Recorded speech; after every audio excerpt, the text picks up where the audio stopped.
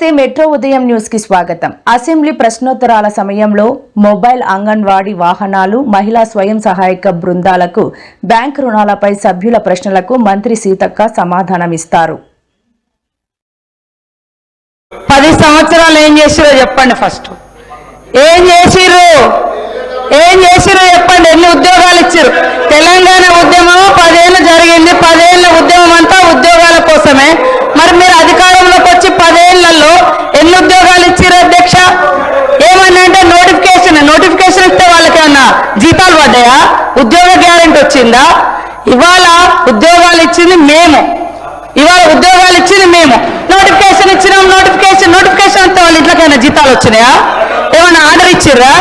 ఇవాళ ఎట్లున్నాయంటే అధ్యక్ష వీళ్ళు చెప్పేది, పాండవులు సంపాదించిందంతా కౌరవుల తద్దడానికి అంటారు. వీళ్ళు చేసిన వాటికి అప్పులకు కొప్పులు కట్టడమే సరిపోతుంది సార్, వడ్డీలు.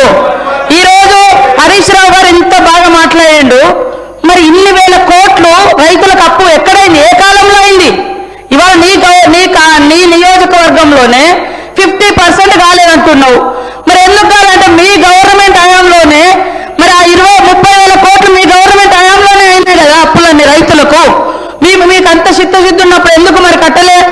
మీరు ఏకకాలంలో 1,00,000 రూపాయలు రుణమాఫీ చేస్తా అన్నారు.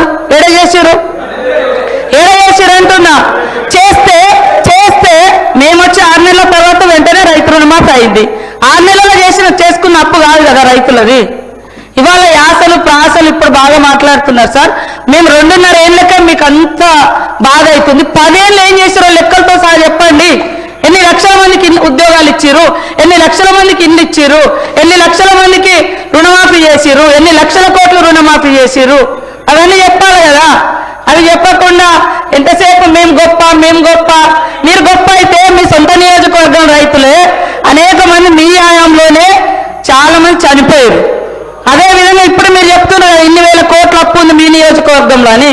మరి ఎందుకు చేసుకోలేకపోయారు అధ్యక్ష? ఫైనాన్స్ మినిస్టర్గా ఉన్నారు, మీ గవర్నమెంటే ఉంటుంది. ఇవాళ కేవలం రాళ్ళేసుడు. మేము గొప్ప. మీ బాధంతా హరీష్ అన్న, మీ బాధంతా అధికారం పోయిందని అంతే తప్ప ఇంకోటి కాదు. అయ్యో అనకమ్మా, 10 ఏళ్ళు ఇక్కడ అనుభవించారు, నువ్వు అక్కడ పోయినావు. అధికారం అనుభవించి దొరసాడు ఏమంటే కాంగ్రెస్ నాకు ఏం చేసింది బాగా అనిపించింది. మాలాంటి వాళ్ళ వీడియోలు చూస్తుంటే కాంగ్రెస్ ఏం చేసిందా? ఇవాళ మాట్లాడడానికైనా మనం చేసింది మనం గొప్పగా చెప్పుకోవాలి. చేసిన దాని మీద కూడా మన్ను పోసుడు గొప్ప కాదు. చేసింది కూడా మన్ను పోసి మేము ఎక్కడంటే అక్కడ గొప్ప అని చెప్పుకోవడం కాదు.